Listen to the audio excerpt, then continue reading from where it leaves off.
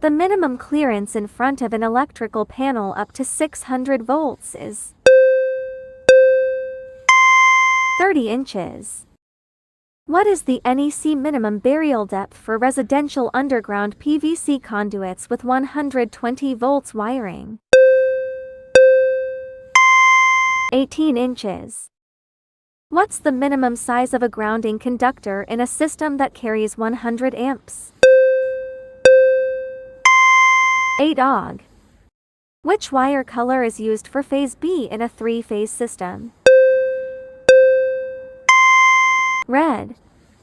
What's the minimum current that can be fatal to a human under the right conditions? 100 milliamperes.